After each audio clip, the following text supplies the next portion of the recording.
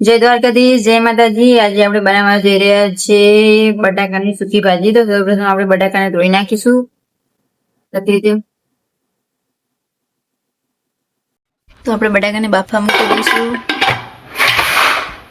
3 city વાગે ત્યાં સુધી। તો આપણે હવે મરચાં સુધારી દઈશું। એક જ મરચું લીધું છે। તો આપણે હવે ટામેટું કટ કરીશું। તો આપણે ધાણા કાપી દઈશું, સુધારી દઈશું નાના નાના ટુકડામાં।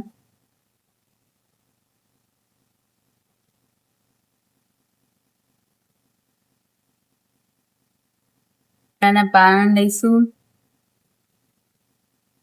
100 ગ્રામ પોપાના દાણા લીધા છે, 500 ગ્રામ બટાકા છે એટલે એને સરખી રીતે ખાંડી દઈશું।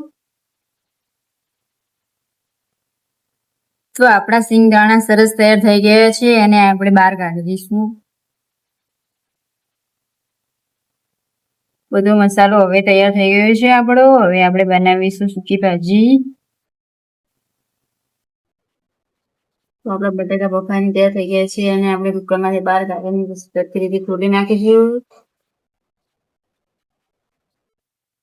હવે આપણે બટાકાની છાલ ઉતારી દઈશું।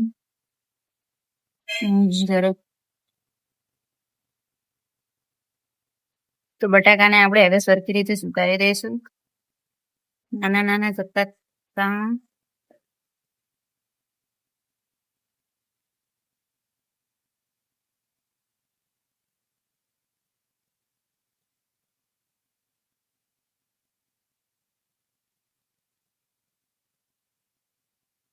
તેલ નાખી દઈશું।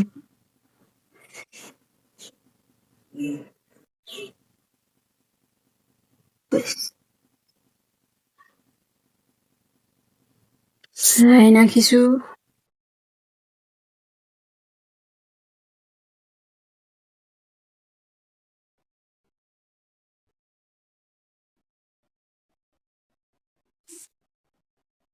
મસાલા નાખીશું।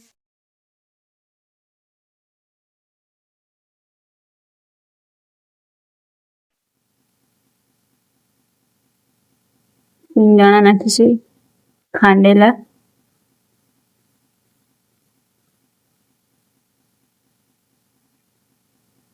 સરખી રીતે મિક્સ કરી દઈશું આ બધું।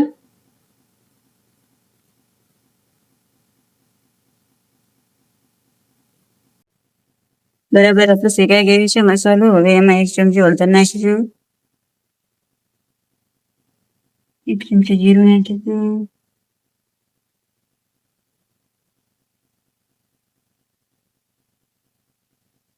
બાફેલા બટાકા એડ કરીશું।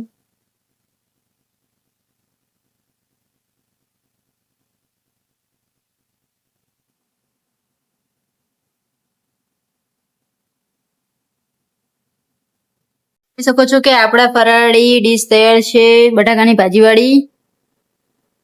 કેળા છે અને છાશ છે, તો ઉપવાસમાં લઈ શકાય છે, બરોબર।